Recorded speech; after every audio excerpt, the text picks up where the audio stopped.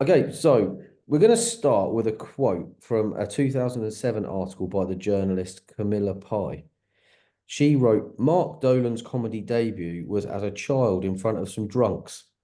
Was that true? And if so, what do you remember about that night? Yeah, I mean, I'll be honest with you, drunk people have been an ongoing theme in my life because I was the son of a pub landlord. My dad ran a pub in Camden Town for nearly 40 years. So I grew up in that environment, that booze-soaked environment. And by the way, it was a very happy environment. Yes, the occasional fight would break out, but largely pubs are quite happy places. People are always happy to be in a pub. No one is furious to be in a pub. It's where you go to hang out with other people, have a couple of drinks, escape your problems, sing, dance, and be merry. So that was very much my sort of background. My childhood was sort of steeped in that world of alcohol. And so my actual first ever real gig would have been in my dad's pub. Every Christmas, my dad used to put on a big lunch for the old customers. So the old age pensioners got a special Christmas lunch in my dad's pub because it was one of those pubs where it was sort of busy in the evening and at the weekends with young people. But actually during the day, it's sort of like, 2 o'clock on a Tuesday afternoon, you'd get these wonderful old ladies that would come in and they'd put their washing in the laundrette next door and then they'd sit and have a room temperature bottle of Guinness. So there were actually quite a few old customers in my dad's pub, and what they used to do is they'd have this annual gathering, and I was dragged out to sing a song or tell jokes. So that became an annual tradition, which I was absolutely terrified by, but it turned out to be quite useful because it sort of blooded me. It prepared me for what would be a glittering career in showbiz. But regarding that article you've quoted, Josh, I can only think that the first early gigs I did were also just in crappy pubs um, around Edinburgh and in London. And yeah, I cut my teeth with drunk crowds. And it's a mixed blessing. On the one hand, you don't want an entirely sober audience, I would say. But if they've had too much, it goes the other way and they stop listening. And the problem is when they're that drunk, right? If they heckle you and you put them down, they don't care because they're so insulated from any sense of shame or self-awareness. They just carry on. They just waffle on. But yeah, so that's it. I'm used to drunk crowds and I like drunk people. Who were your comedy heroes growing up? Well, my favorite comedy actor is Peter Sellers, and the word genius is bounced around a lot, but I just think that he qualifies. And my definition of genius would be if someone's a genius like Peter Sellers, it goes beyond just being really skilled at what they do. My definition of genius takes an artist into the realm of magic. In other words, when you watch Peter Sellers, you're just thinking, how did he do that?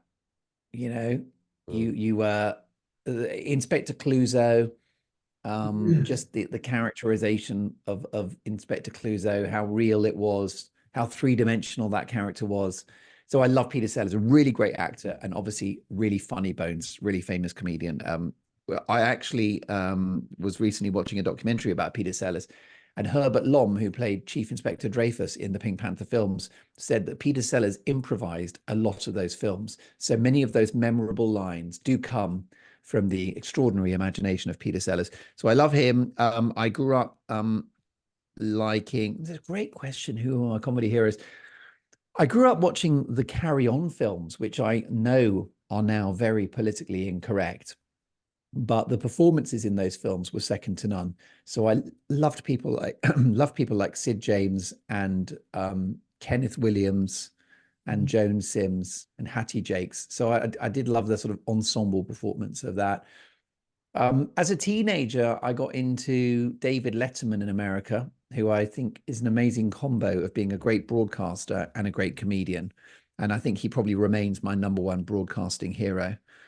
And other comedians, all the people you would expect, really. Les Dawson. I mean, I'm showing my age because I'm 50 and I was born in 1974. So I grew up with Les Dawson and Morecambe and Wise and people like that who are all complete and utter legends. Joan Rivers, I think, was incredibly brilliant. So yeah, I got a long list of comedians that I really loved. Yeah. One of your first TV appearances came in 2000 when you reached the final of Channel 4's So You Think You're Funny. What sort of grounding did this offer you into the workings of television? Well, it was a great opportunity. I think, first of all, when you become a comedian, the one thing you really need is an audience.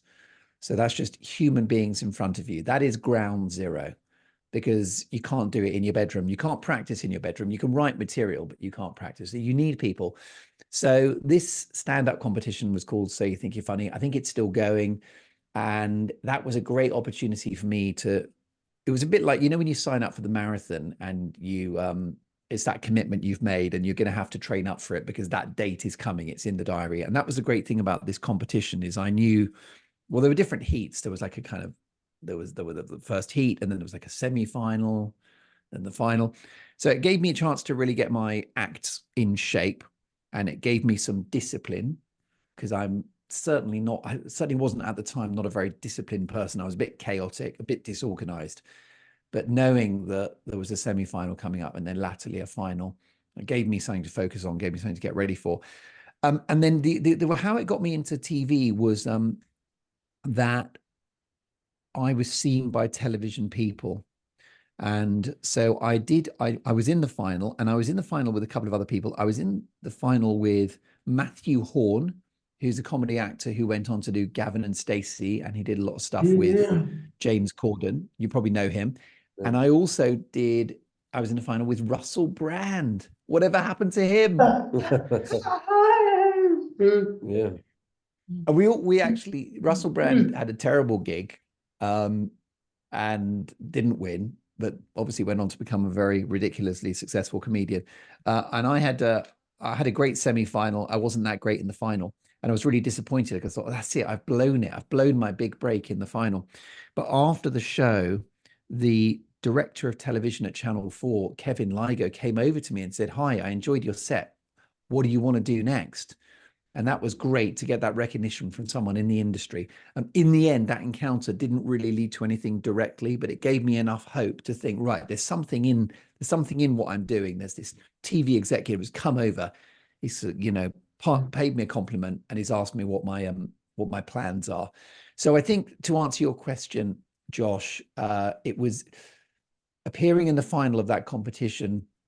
It didn't exactly launch me into the world of TV, but it made me realize that I was on the right track, that I'd made a good choice to pursue comedy, and that there was some hope that I could be successful eventually. No, that would have been a great holiday.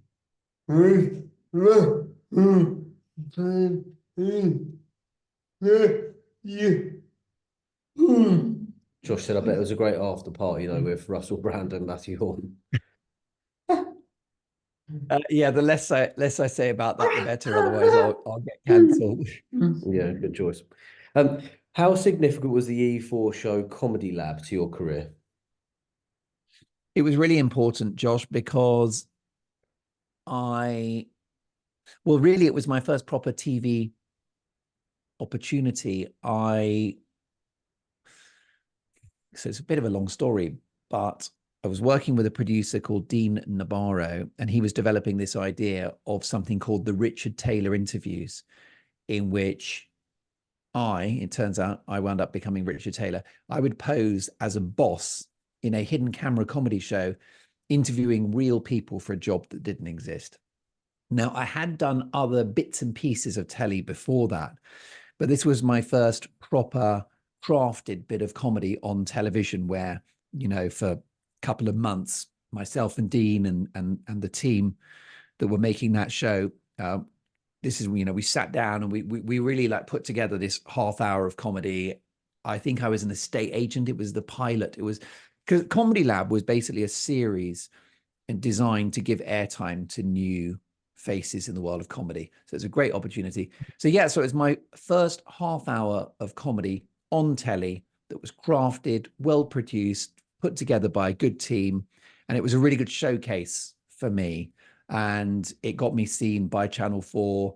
I don't think any viewers really watched it because I think Comedy Lab went out at sort of 11:30 at night on a Wednesday. So I don't think we kind of, did incredible numbers audience wise, but it was, I think Channel 4 liked it. And then they commissioned the series off the back of it. So you could argue that was my first big break. Mm. You also worked on the Mad Bad ad show with Mickey Flanagan. What were your first impressions of him? Well, he's another incredible comedian. I mean, he's got it all. He's got this amazing persona, and he's got this great material, and he's a brilliant improviser. He's got a remarkable comedic mind. And it was just a pleasure working with him. He's also one of those rare comedians where what you see is what you get. He's exactly the same off stage as he is on. It's not an act. Mickey is just Mickey's Mickey. And I think he's incredibly clever, incredibly witty, big personality, and he stole the show. When I did the Mad Bad Ad show, he was the star of that show. I was a humble presenter, and it was my job to basically give Mickey the stage and let him shine. There were some other brilliant people on it. Mark Watson, the comedian, was on it, and then we also had other regular guests that would come in. But Mickey just stormed it. He killed it, And I think after that, he wound up doing his own thing on telly because there was no space for anyone else in a TV format. It was Mickey all the way. Just a lovely guy. And, he was just in the ascendancy at that point. He'd become an arena comic. He was playing big venues, but he hadn't really cracked telly yet. And I think the Mad Bad Ad show was what really put him on the map in TV terms. Yeah,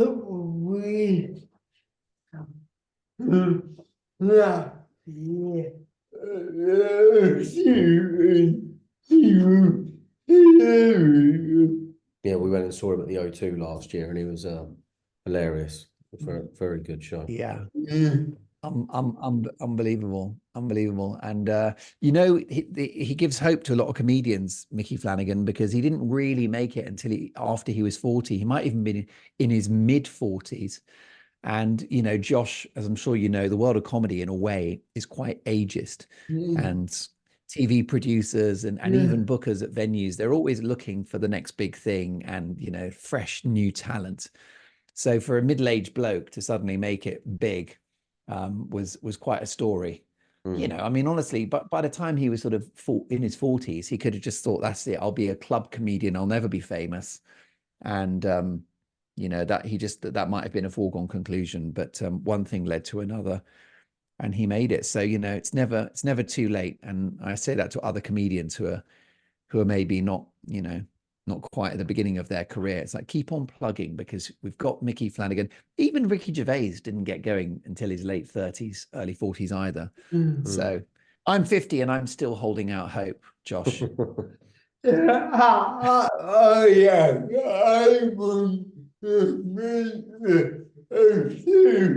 Josh said he is. Maybe he'll make the O2 one day as well. Maybe if he never say never. Mobile phone providers and something. Yeah, that's it. I mean, it might be in the box office, but a gig's a gig. Yeah, that's right. So moving on now to genuinely one of the best programs of my adolescence. 2005, you secured a presenting role on the late night Channel 4 comedy series Balls of Steel alongside Alex Zane and Dawn Porter. Looking back, what do you think the show said about where entertainment was at the time? I think it told us that people wanted real comedy, that at that time in the mid-noughties, scripted comedy, the sitcoms were starting to look a bit dated. This was the era of Big Brother, when you can watch real human beings have real drama and real stories, real characters. So Big Brother was real, and the comedy became real too, which is why I mentioned that hidden camera show that I did, the Richard Taylor interviews. We were very lucky with our timing, because that was just the era in which comedy was getting, almost a bit like documentary style, factual, Ali G, trigger happy TV. It was reality across the board. And even sitcoms that were written had a very natural, real feel to them, like The Office. Didn't feel scripted, felt improvised, and it was a pretend documentary, wasn't it? The Office. Mm. So Balls of Steel was the ultimate example of that. I guess you could call Josh. I guess you could call the Balls of Steel, reality comedy. And the reason why is because people love a real reaction. Going back to Candid Camera, which is a big show in America in the 60s, and Beatles About, and You've Been Framed. The audience can't get enough of stuff that they're watching and that they know is real. And I think it was before political correctness. So there were really no rules. I mean, it was the most offensive show, if we're honest. And I would definitely be jailed if I did half of that stuff now, or my colleagues. The climate has changed. Climate has changed. I mean, I can barely repeat some of the sketches to you, but you'll remember it anyway. But it was very naughty. It was very late nights.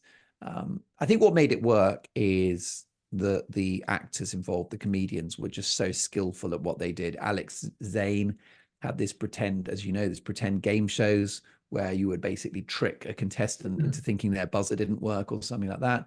Alex did that brilliantly well with a poker face. Tyler Zuki flirting with a boyfriend whilst the girlfriend was there, causing absolute carnage. The annoying devil, it was just, yeah, it was the right place, right time. The world was ready for a bit of naughty late night comedy. And you know what, Josh, I think it's stood up, really, most of it. Occasionally I'll see one of the videos on YouTube, and I think it's still quite funny. I feel like in a way it was sort of ahead of its time, because it works really well on YouTube now, because everything on YouTube is what, sort of 3-4 minutes long. Short form is massive online. And that was the original format of Balls of Steel. And I think that's why people still talk about it, and I think that's why people still watch it. Mm.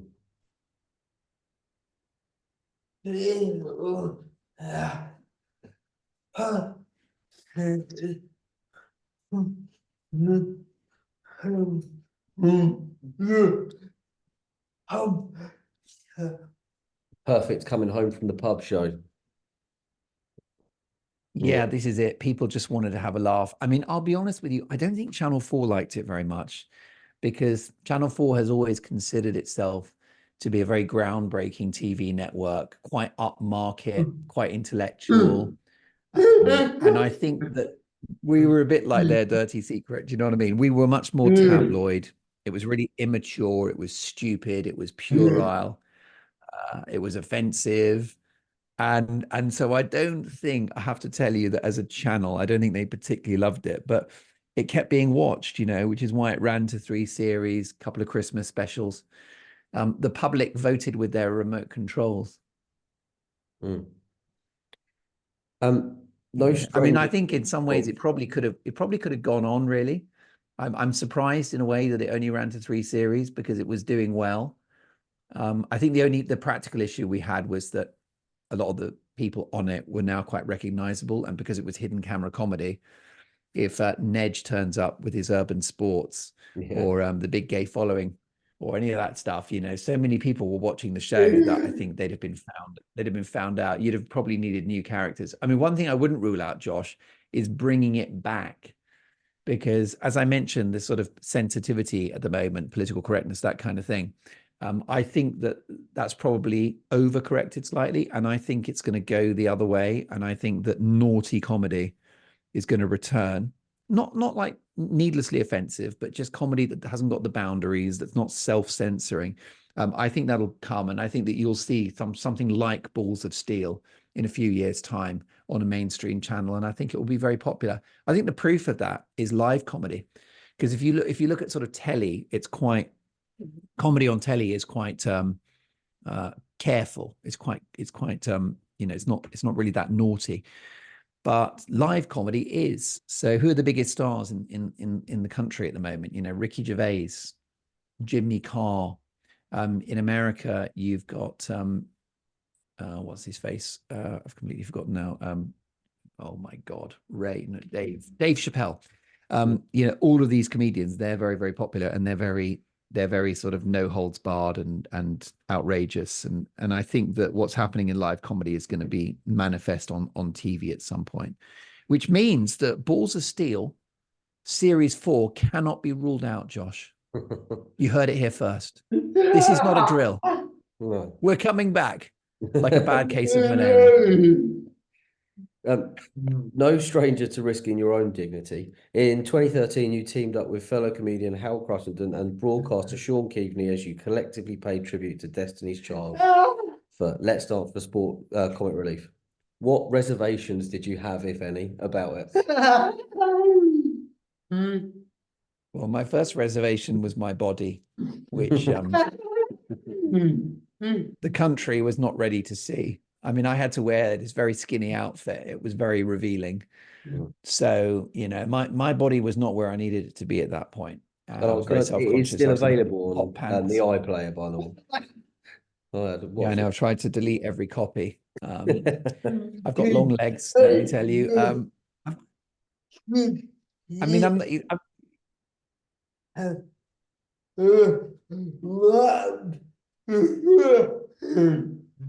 Did you have to what?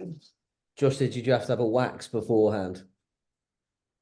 Oh, I thought you said you were saying, did I have to have a wank? It's quite a personal question. I did. I masturbated twice. I can't lie. It got my weight down. Did I have to? No, there was no waxing. It was all covered with clever tights, good lighting, and clever camera angles. No, the hardest thing about that was the dance moves, because it turns out that dancing is really hard, and I've never danced before.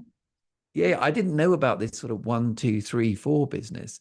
So I was on a really steep learning curve. And I don't know if you've ever seen the full Monty, but when those guys are like practicing their dance moves, you see them like in the queue at the post office still practicing. And it just seemed like a funny moment in the film. Well, when I was doing Let's Dance for Comic Relief, I was doing that myself. I was, you know, at the bus stop practicing the moves, practicing at home, because you just like trying to remember like where your left foot's supposed to be after your right foot. It's one of the hardest things I've ever done, but it was a lot of fun, and we didn't win. I thought the judging panel were very harsh on us, but it was good. It was a good laugh and a good cause. And I don't know whether I would ever do Strictly though, having experienced that, because Let's Dance for Comic Relief was it was one dance, one show.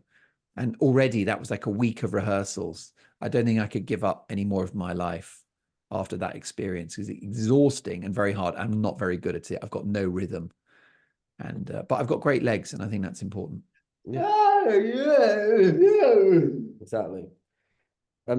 You've been a regular contributor to various light-hearted documentaries surrounding popular culture. They're notoriously cheap to produce, but how significant are those shows in capturing the fashions and fads of our time? I think they're really important. I think that they serve as a great record of human life. You know, every documentary is just a snapshot, like you say, of, you know, a moment in time, and whoever it is that you've made a documentary about. I mean, it's my favorite genre, probably documentaries. I'm just on record as saying that I just think all documentaries are interesting. I don't think it matters what the subject is. Sometimes if I'm bored, I'll go on Netflix and I just select documentary and I will watch anything, because anything that's true, anything that's a story which, you know, someone's going through, which is real, is always going to be compelling. Like what I was saying earlier about Balls of Steel and hidden camera stuff, you know, reality comedy and reality TV. And I think that documentaries are just so fascinating. I was very lucky because I did 3 series for Channel 4 of globe-trotting documentaries. First of all, it was a privilege to travel the world and go to the United States and Canada and Asia, Africa. I was everywhere. I was in Tonga. It was an amazing privilege to be able to see the world and see the world through these human stories. So my documentaries were called The World's and Me. So it was like the world's tallest woman, the world's smallest man, child geniuses, victims of extreme plastic surgery. And there were, in the end, 12 one-hour films. And I learned, I learned so much. doing those documentaries. One thing I learned was to keep a really open mind about people and not to prejudge. So, for example, I went to Las Vegas in Nevada and I met a guy called Dennis Avner, who was known as the Cat Man. And this guy had basically turned himself into a cat. And he'd really, really walked the walk. He'd had plastic surgery, he'd had silicone injected into his cheeks to give his face a feline appearance. He had fangs, actual fangs, and he had tattoos on his face, like sort of tiger tattoos. And he called himself the Stalking Cat. He's very sadly no longer with us, but a really sweet and interesting guy who basically just felt like he was a cat. He identified as a cat. And before I met him, and I was on my way out to the States preparing for the interview, I just thought, well, that's just ridiculous, isn't it? And the plastic surgeon should be struck off, and this guy is clearly mad and deluded. And essentially, I prejudged him. But when I met him, he told me his story, and I just thought, well, you know what? It makes sense that he has a feeling that he's a cat. He's actually, his family were native Indian Americans, which meant that, for native Indians, the cat is a totemic creature. And so he had a connection with this idea of cats, and he felt like he was a cat. And he said that before he'd become a cat, he was very depressed. He was an alcoholic, he was a drug addict, his life was going nowhere. And he met a plastic surgeon and also a tattoo artist who said, if you want, we can turn you into a cat. Because he told them, he's like, it's going to sound weird, but I've always felt like I'm a cat, not a person. And this tattoo artist and also the plastic surgeon said, well, we can help you become that if you want. And he said from the day he became a cat, he was happy. He found fulfillment in his life. He stopped drinking. He gave up the drugs and made pretty much a full recovery and was a very fulfilled individual.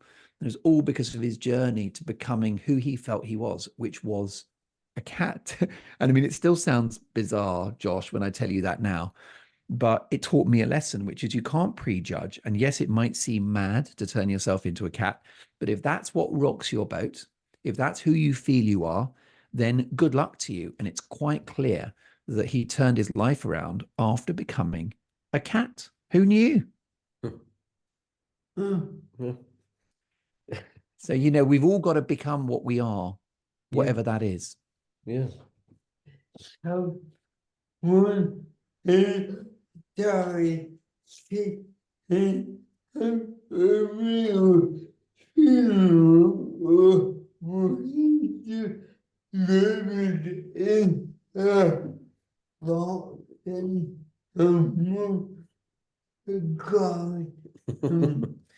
Josh said, when he died, did he have a real funeral or did he just get buried in a box in a garden? You're a very naughty man, Josh. You should be doing balls of steel. Yeah. No, I think he got a human burial. Bless him. God bless him. But I haven't seen his gravestone. Phew. I think he wasn't put down by the vet or anything. He didn't use a literature. Although he did used to eat huge plates of raw meat because that's what cats eat. So he definitely walked the walk. I watched those programs. Me and my wife watched that series of programs. It was crazy. Well, I'm honored. It was interesting people, wasn't it? Yeah, really interesting people. I think that's part of the thing. It was sort of when Louis Theroux was doing more stuff like that, and it was a bit of a period where you've got a lot of programs where you saw a lot of interesting people, of whether it be like you say. I remember, I think it was a Louis Theroux one where he went around and found like the world's strongest child and stuff like that, and it was just a mad period of TV where you could like always switch on, like you say, like Channel 4 or an E4 and find an interesting documentary about something. Yeah, and sometimes some people sort of suggested that perhaps the documentaries were exploitative, and I think that's wrong because first of all, telling someone's story is not to exploit them. Telling someone's story in many ways is to elevate them. I mean, if somebody came around to your house and made a 1-hour film about you, I think that's flattering. We want to know about you. Tell us what you think. Tell us about your daily life.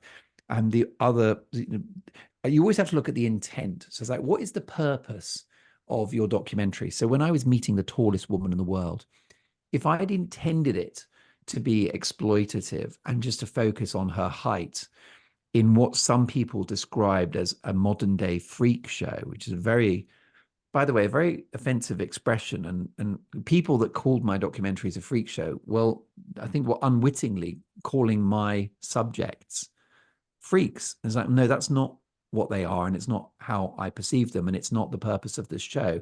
The idea of the show was that if you are a woman and you are 7 feet 9 inches tall, you have unique life experience, which is something we can all learn from. If you're a man called Kagendra Tapar Magar, who was 61 centimeters in height, what is your life experience, and what can you tell us about the human story from your unique perspective? So the idea of the shows was to learn about people who had an unusual start in life, and as I say, how we can be educated by that, rather than just going and meeting a bus driver who lives in suburbia. You're going to meet people who have been dealt a very different set of cards. And I think that's fascinating to explore how that's played out for them. What I noticed, by the way, is that they all had one thing in common. So the tallest woman in the world, smallest man, they all wanted to be normal people. They craved normality. So the smallest guy in the world, he just wanted to get married and have kids and get a job and be a regular guy, which was actually logistically very difficult because of his size. And then the tallest woman in the world, she was called Yao Defen. She lived in just outside Singapore in China. And she wanted to just walk to the shops every day and buy rice and go for a walk and just do the kind of boring domestic stuff. So what it's interesting is it sort of teaches all of us that normality, which we might consider boring or mundane, is actually something to be appreciated and grateful for, because many don't have it. Mm. The little things in life, the simple stuff in life. Yeah. In July 2021, you joined the popular GB News. By the way, can I just say this sometimes feels like a police interview. In July 2021, you were caught speeding at 80 miles an hour. Do you happen to know your whereabouts on that fateful night? Sorry, James, I interrupted you. I'm only kidding.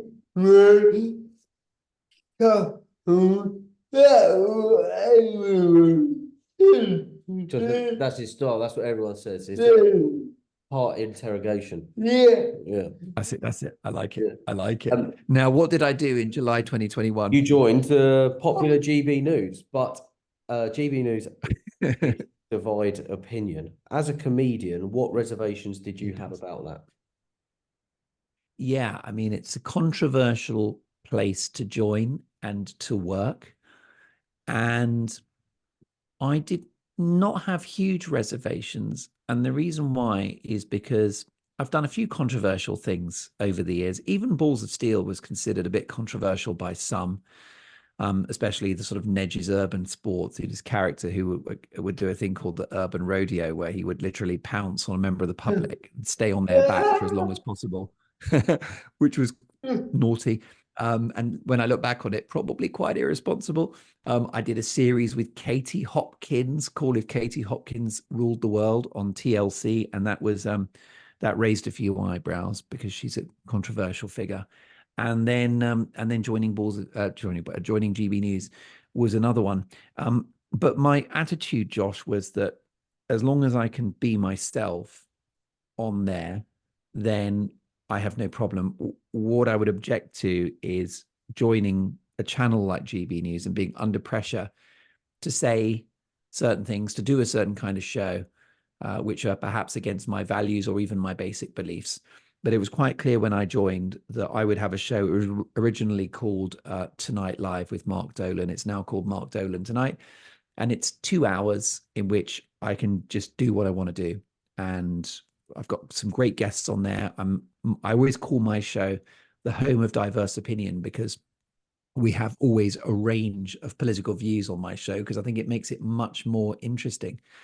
So I was happy to join GB News in the end, because I would have freedom and I could do my thing. And the other thing is that, really, I mean, I'm a broadcaster, and things changed a lot during the pandemic. Obviously, for a lot of us comedians, the gigs disappeared because everyone was in lockdowns. I did do a few Zoom gigs, which were surprisingly quite fun, but pretty much the comedy work disappeared. And I found myself doing more and more current affairs things.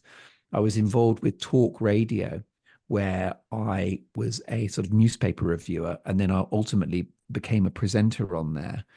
And then that led to me going over to GB News. So it's been a journey I didn't expect, but it's tapped into another side of who I am, because my background is that I'm a comedian, but I'm also, I mean, I'm an ex-radio producer, and I've got a politics degree. So you got all the different bits of my personality has kind of, you can see in what I've done. Well, there's a bit of comedy, some entertainment, some presenting, some broadcasting, and then current affairs and politics. And so it's been the direction. It's happened organically. It wasn't a plan. It's just evolved that way. And you know, it's been really interesting. But you know, it's GB News is not for everyone. But I don't think that you can judge a presenter based upon the other presenters on a TV network. It's a broad church. We're all different people with different views. And there's a late night comedy show called Headliners, which features people like Josh Howie and Nick Dixon and others. I don't know if you've had them on your show, but you know, these are all like really great comedians who come from across the political spectrum, left, right, center, you name it. So I think actually it's more of a broad church than people realize. And I think the biggest critics of the channel are the ones who don't actually watch it. You have it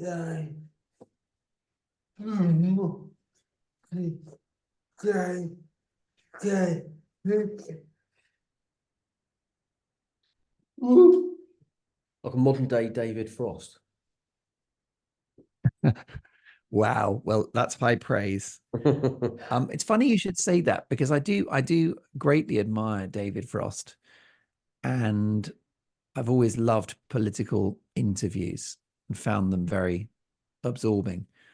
And David Frost was, yeah, total legend. I mean, he was actually a big star in America as well as the UK. And at one point, he had shows in the States and in the UK. And he used to fly by Concorde, I think, in order to accommodate his schedule. But yeah, I'll take David Frost, definitely. I mean, there's quite a few influences in my life. And I mean, I think, you know, if you wanted me to pluck a few names out of the air of sort of more political broadcasters that I'm inspired by, I think Nicky Campbell, I think is a really great broadcaster, and I think gets it right. I think Andrew Neil, who was at GB News but since left in a sort of fit of pique. I think he's an amazing guy, because you know, if you look at Andrew Neil, all politicians are afraid to be interviewed by him.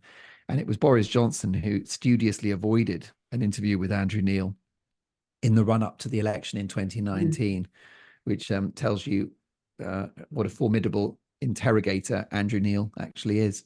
But yeah, no, I'll definitely take David Frost. Because he was a satirical comedian as well as political broadcaster, wasn't he? So that's not a bad thing to aim for.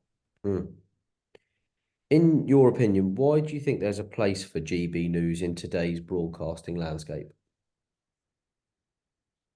Well, I think the proof is in the pudding that since GB News has gone on air, it's gained a good audience. There's a lot of jokes about no one watching GB News, but 3 years in, it's regularly beating Sky News and even the BBC News Channel, and its main rival has really just closed down, and that's Talk TV. So it's seen off the competition and built an audience. I mean, by the way, these are not cricket score numbers, you know, the numbers of people that will watch GB News on a given on a given day or in a given show could be 50 to 100,000 people, which is not a lot in regular TV terms.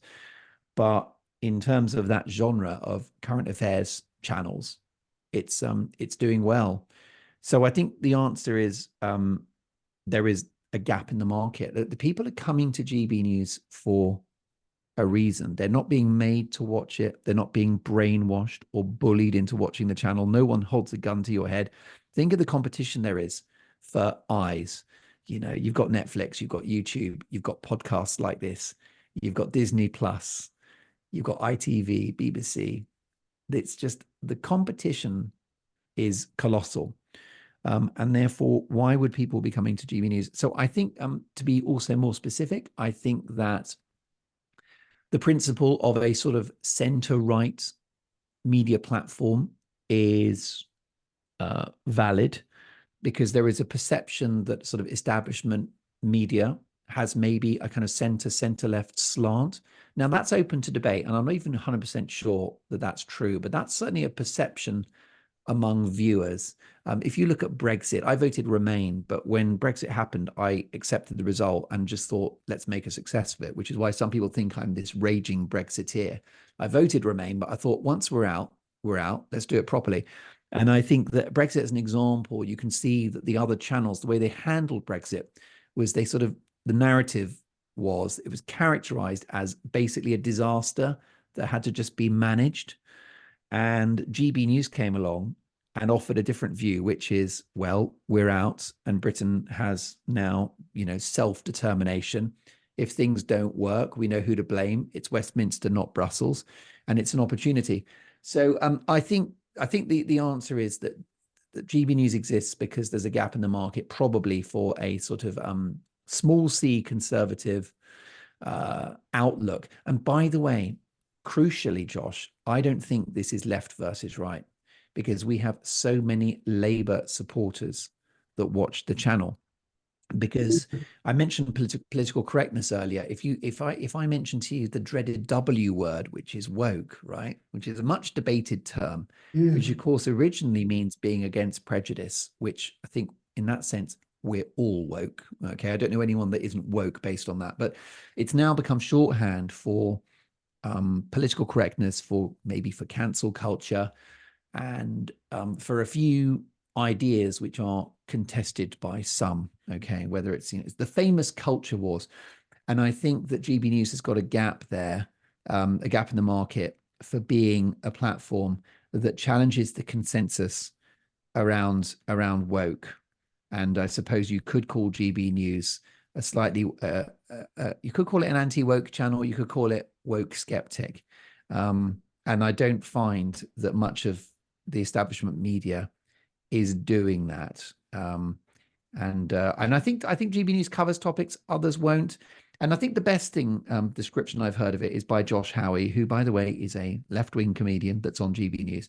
And he said he thinks what GB News is doing is widening the national conversation, so that you don't have what could be perceived as the groupthink of establishment media. I mean, can I give you a really quick example? I don't want to waffle on, but the pandemic, the coverage of the pandemic across the media was pretty much that we've got to have lockdowns.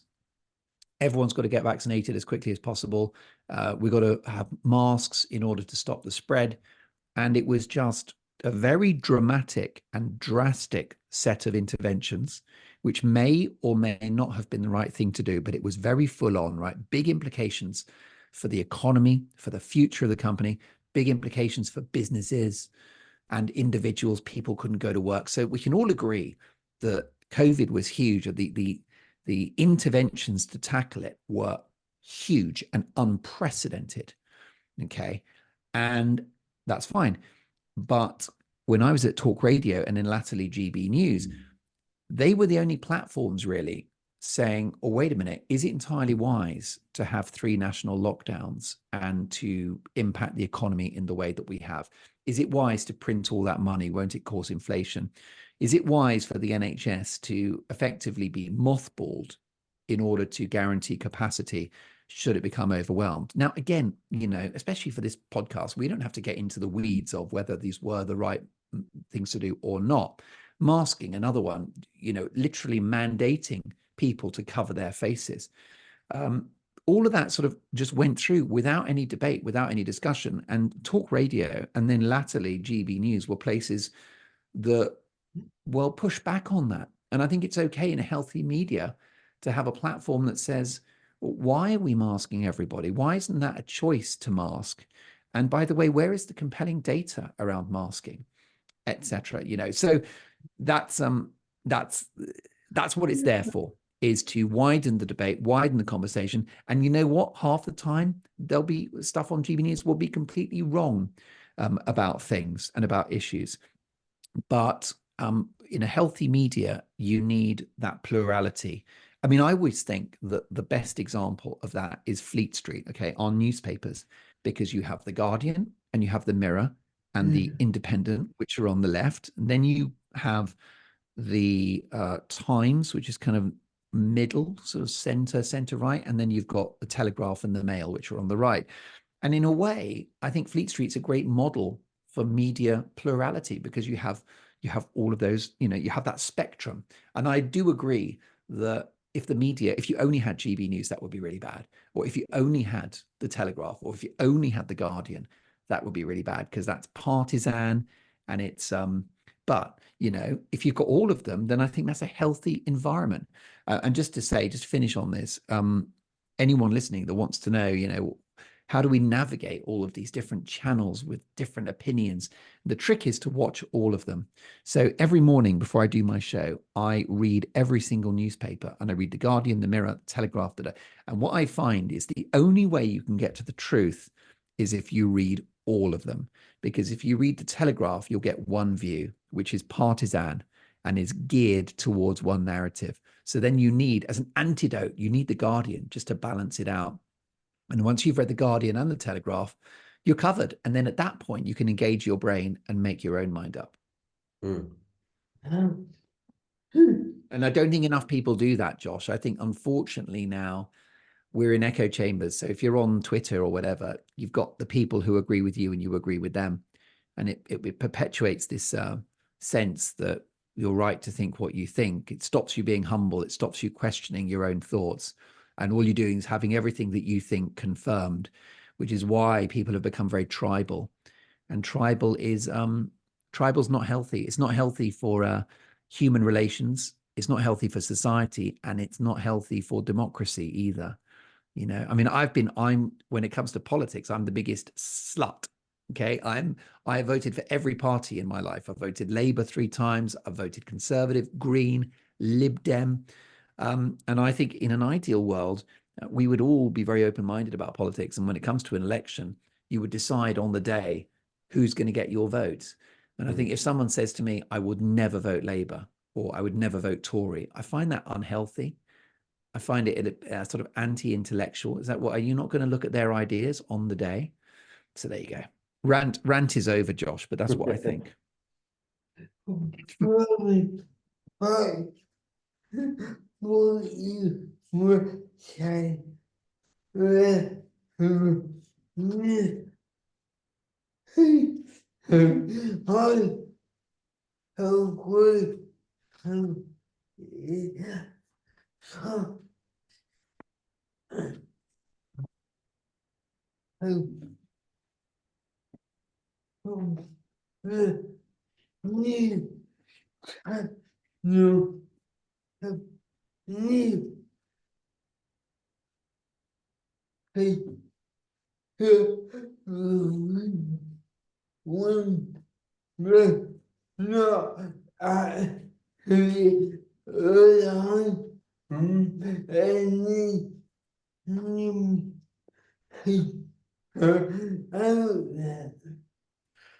Josh, so going back to what you were saying about the newspapers, he's always found it fascinating, I suppose, about how all the news channels will have newspaper reviews or newspapers out and be quoting newspapers when they don't have a specific alliance with one outlet. How do you mean? How do you mean? Oh, you mean the newspaper review? On the news channels, the newspaper Yeah. reviewers are not necessarily from one of the newspapers. Yeah. Definitely, and I think that's really, really healthy. Because I mean, what you see in the media, you see, uh, there are people that don't like GB News, and that's fair enough. But I part company with people that want to shut down GB News or starve it of funding, because what I would say is no, you need as many media platforms as possible. And I'd love a rival to come along for GB News, and I'd love maybe there to be a centre left channel, which sort of competes with GB News, and then it could be very healthy, to watch both of those channels. So rather than GB News being cancelled, I'd like to see many more outlets come to the fore, because then that is how you that's how you have a more balanced environment where people can just make their own minds up. Yeah. Last year, we did an episode with Anne Widdecombe, and one of the surprising things she said was how much she loves coming on your show. How do you think Really? GB News tenure Hmm. has changed your position in the comedy world? How has it done what? Sorry, James? Changed your position in the comedy world? Oh, well, I would say that I probably get less gigs as a result of working for GB News. And I don't mind, because I just think that in life, nothing comes without a price. Some people do not like GB News. They consider it to be a really toxic platform. Like I said earlier, I think the people that really hate it never watch it. But I think that has probably cost me professionally in the world of comedy. But I've accepted that it is what it is. And I think another reason is that if you leave that genre of comedy and you go into current affairs, you're probably going to get less gigs anyway, just because you're sending out a message that what you do is now different and that you are this news broadcaster. Similarly, comedians who wind up doing more acting probably get less gigs because they're not seen so much as a stand up anymore. And so is now an actor. So it has definitely, I would say, probably lost me some gigs. But on the other hand, I've started gigging again now. I do about a gig a week because I spent 15, maybe longer. When did I do my first gig? It's crazy how long ago. My first official gig was probably 1995. So that would be 95, 2005, 2015. What? How's that possible? Nearly 30 years. That can't be right. But anyway, yeah. So I've put a lot of work into it and a lot of time into it, and I didn't want to lose it just because I'm working in TV news now. So I decided to get some more gigs in the diary, and actually I'm finding that there's a lot of people that come up to me and sort of quietly whisper that they watch GB News and they enjoy it. Answering your question earlier, by the way, I think there's another reason why people are watching GB News, and it's nothing to do with the politics, as I say, because we have a lot of Labour voters that watch the channel. And in fact, a recent poll of GB News viewers said they would rather have a Labour government than the Conservative government, which definitely contradicts the idea that it's a right-wing echo chamber. But I think one of the reasons they watch GB News is because it's quite humorous, it's quite light-hearted, it's quite relaxed, it's quite informal. The budget is very small, which means that the studio is very basic. The whole thing feels a little bit like a startup, and I think that gives it an authentic charm. And I think a lot of media is so polished and so professional, such high production value, is so scripted and produced. And then people turn over to GB News, and then the microphone doesn't come on, and then two presenters are fighting with each other because whatever. And I don't think you get that anywhere else. So I think that authenticity and the slightly unpredictable maverick nature of the place is very refreshing compared to the rest of the media, which is a lot of it's sanitized and polished and clinical and just the worst word ever, which is corporate. Because I thought Talk TV did a good job. I've got a lot of friends that used to work there, but my criticism of it, and one of the reasons maybe why it closed down, is because it felt corporate. It didn't have a personality. It felt very much like a media product, whereas GB News is a bit more like you put a bunch of quite maverick personalities under one roof and see what happens. And that's it. But no, I'm enjoying going back to the comedy, and I'm going to plan to do more of that. And I'm hoping at some point, Josh, to do a tour, because I'd really love to get around the country and get my hands dirty again in the world of live comedy. It is the most fun you can have, is stand-up comedy. You know, I love broadcasting. I love working with producers, putting out a TV show, but nothing beats cracking jokes in front of 200 people. It's the best feeling in the world, and it's the best high that you're ever going to get. Mm. Yeah. In such volatile times for the social and political world, to what extent does comedy have a responsibility to soften the climate that we find ourselves in? It's a great question. I suppose it does. Yeah. I mean, I think comedy is there to should bring us together and laugh at everything. You've got to mock the people at the top, the people in power. They must be endlessly teased and satirized and lampooned, because if you don't have that, you have tyranny. And that's why it was great that they did so much with Liz Truss, because she was a disastrous prime minister, and it was great to see the comedians do their thing. So yeah, I think that's really good. And I think maybe what's a bit unfortunate is that some comedians are having the opposite effect, where they're becoming quite political, and that's in their comedy, it sometimes sounds like a political lecture or a rally rather than a comedy routine. Now, you might think that is the biggest hypocrisy coming from me, because my show on GB News is very political, and I do 2 monologues per show, called The Big Opinion and The Take at 10, in which I lay out my political views in order to spark a debate. So you'll probably think, well, wait a minute, that's what you're doing. The difference is I don't do it in a comedy arena. So my stand up is pretty much apolitical. And I certainly don't sort of do political rants or anything like that. So I find that some comedians and some TV comedians do use their sort of comedy platform as a political platform, and it doesn't really entertain me. And I find it a bit tribal, like what I was saying earlier.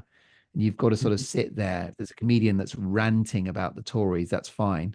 The Tories have a massive case to answer after 4 years, with the country facing many problems. I've got no problem with that. But you know, just a comedian that's like, oh, F the Tories, they're shit, and if we've all just got to laugh and all agree in this sort of very politically correct sort of way. So I think yeah, I don't like it when comedy sort of spills over into political lecture, and I think we've seen a bit of that.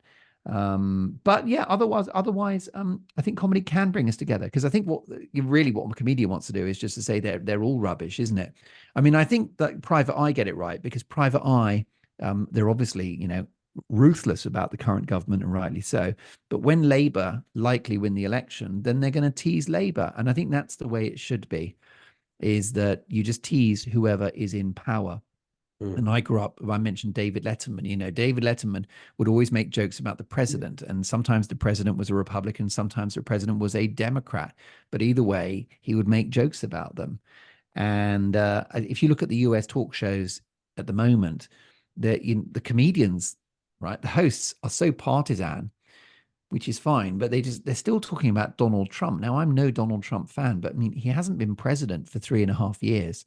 And yet every night they're ranting about Donald Trump. And the sort of subtext is that if you watch this show, you've got to hate Donald Trump. Now, I do not like Donald Trump, but you know, so US late night talk show hosts have become partisan. It's become a political rant every night. And I've barely watched them anymore, just because I find it a bit boring. And I'd love to just go back to the days when, as I say, I mean, don't get me wrong. I've done jokes about Donald Trump as well, and I find him a very troubling individual. But yeah, enough of the echo chamber. And I think when it goes into comedy, I think it's a turn off. Looking back at your career, what's your proudest achievement? Wow, well, that's a lovely question to answer, and a hard one. I think number one is doing this for a living, and at the age of 50, and it's currently the 30th of April 2024, just to be still working in broadcasting and in comedy is really my proudest achievement, that I do this for a living, that I never had to get a proper job, Josh. Well, you never say never, by the way, because your 50s are the hardest. But yeah, I think I'm still working to this date. And then if I think of an individual thing, it's a great question. Was it a particular moment? It's a very, very, very good question. I think, yeah, having to think about this. Um, I mean, probably the first time I just got on stage because I was so incredibly terrified of live performance. I got a great quote from Michael Caine, who said, "You become what you fear." And I used to watch stand-up comedians and I used to dream of doing it, but I just thought I never could. That's far too terrifying. So I think maybe the first time I dragged myself on stage, because then that's when I got the bug. You hear about gamblers, don't you, that they become lifelong gambling addicts because of an early win. My first ever gig did go very well, and I think that gave me the bug. The second gig was a disaster, and I died on my backside. But yeah, so the proudest moment, first appearance on stage, and then since then, the fact that I'm still getting away with it and haven't been found out just yet. Last question. What's next for Mark Dolan? Wouldn't we all like to know, especially my agent, my accountant, my wife? Um, I think I would like to do more comedy. Yeah, I would like to do more live because I think it just sits really nicely with my broadcasting stuff. I get great satisfaction from broadcasting. I always loved the microphone. When I was a kid, I had a little mini cassette recorder and I used to go downstairs in my dad's pub and interview the customers about their lives. God knows how old I was. And I used to make little radio programs on my own and stuff like that. So broadcasting is clearly a very fundamental passion of mine. But the live comedy, I've been the pandemic and then this move into current affairs has taken me away from it. I miss it. I've dedicated decades of my life to it. And so I think ramping that up would be a really great thing. And I think the dream, Josh, would be a successful tour, which could then essentially that I could do that for the rest of my life, where every year just write another show and take it around. Yeah. That would be a great way to see out my years. Is just a tour every 1 or 2 years with a brand new hour, and to do that forever. That's probably what my hero. It's hard to do a podcast like this, Josh, without mentioning my total hero. Because you asked me who my comedy heroes were, but my biggest. Oh, by the way, Terry Wogan's another hero. But my biggest hero ever is Elton John. And I've been obsessed with Elton John since I was 11. And he was my specialist subject on Mastermind when I think I got 11 right answers and no passes.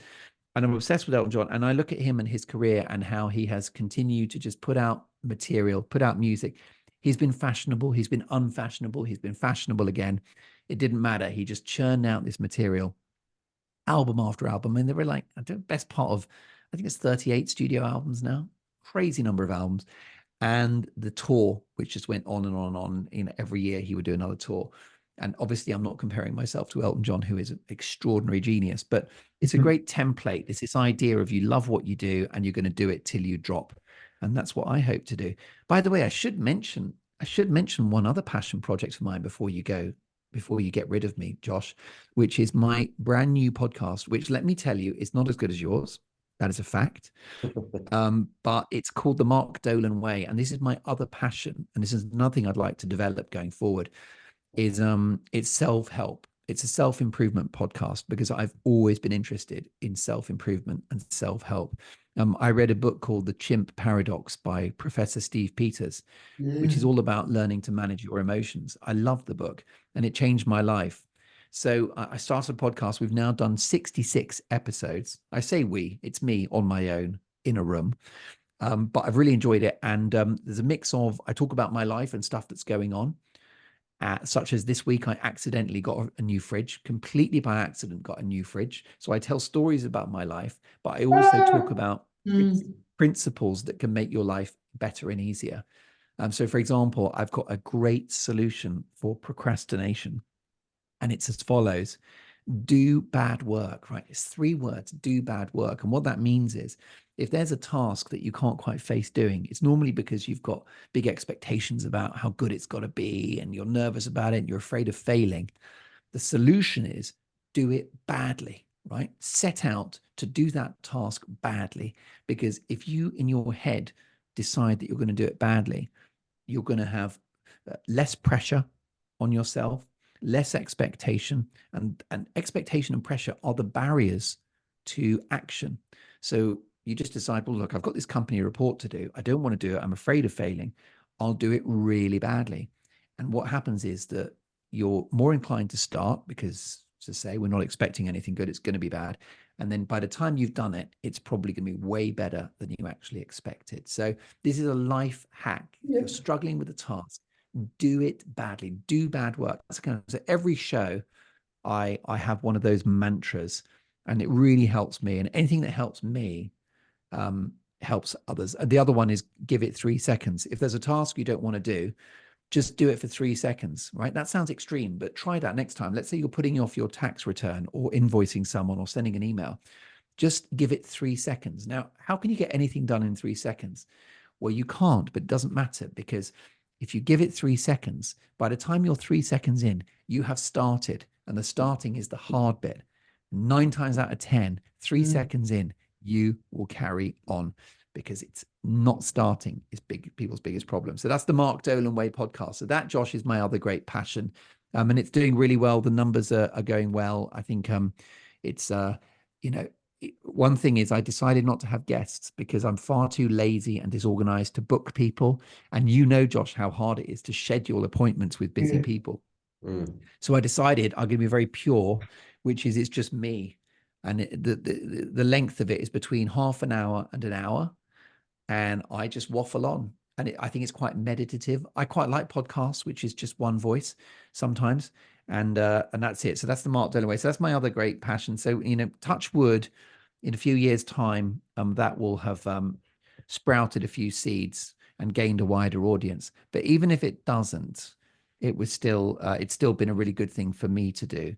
There's a really good quote from Sting, who said, "Music is its own reward," which I think is a really good, you know what I mean? Yes, you'd like to go to number 1 and sell loads of records, but just by writing a song and singing it, you've already given yourself something of great value. Yeah.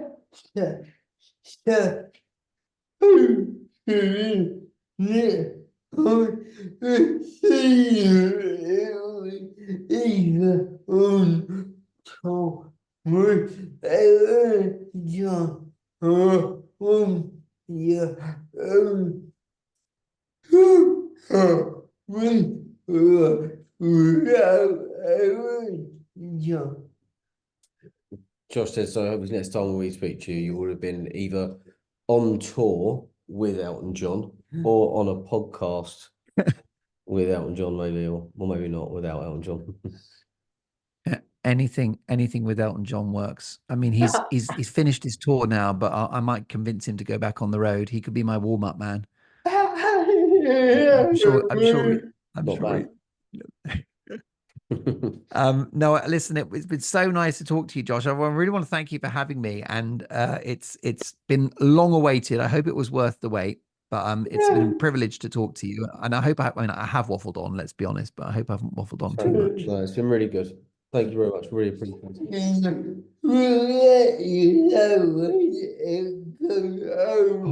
We'll let you know when it's going out and stuff. Just be in touch. Definitely, please do. I will retweet it and all the rest of it. Do you use a bit of social media to put it out there? Is that how you it's do all it? on social media and stuff, and everywhere it can go, it goes. So it's on Spotify. That's great. And Josh, how are you doing these days? How are things for you?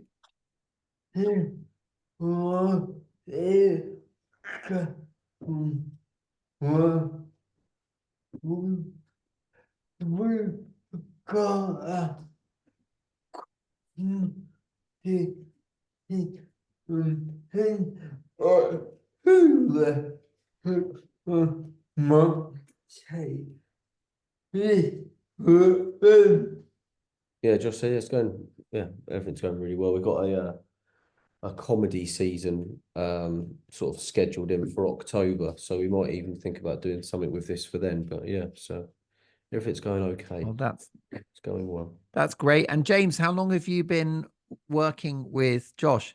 14 years. Oh my God, you're like brothers, Yeah, so best mates and brothers, right? yeah, so like an old married couple. Yeah, it's too right. It's too right.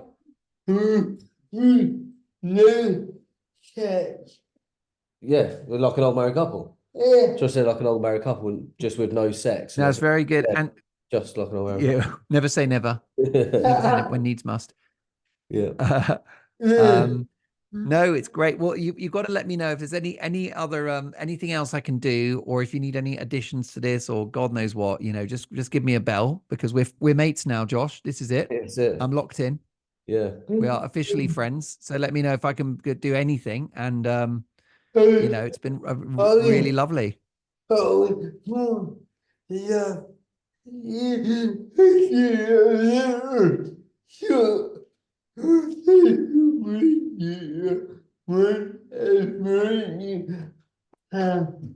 Just said, yeah, it'd be great. We'd love to do like a little, I don't know, maybe like something for social media, a little short for social media whenever we can, but we can organise. So, and if you go on tour, we'll come wherever Yeah. you are, and we can go for a drink or something. We'll Do it at any time. Just hit me up. And Josh, we're now connected by text as well. So just ping me a text, and that'll be grand. yeah. Cool. Yeah, any time. And do stay in touch. And yeah, congratulations on the pod. And James, keep up the good work as well. Thank you very much. And Two seconds, hang on. Can yeah.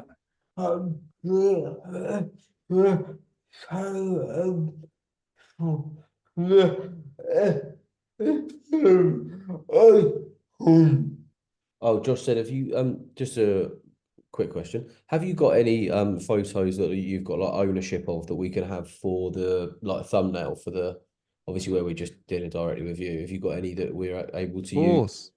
Yeah, thank you. Because Definitely. I'll just send over like some high res image, right? yeah, that's fine. Yeah, so long as we've so as long as it's copyright free and stuff like that, we're good to go. Yeah, I've got one of my own here, which I use on the old podcast. So I will send that to you Excellent. straight away. I hope it's all right. It's a bit of a Thanks very boring much. one in a suit, but Cheers.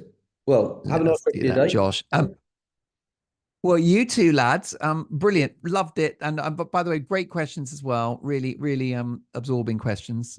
So you've done this before, Josh. Thank you.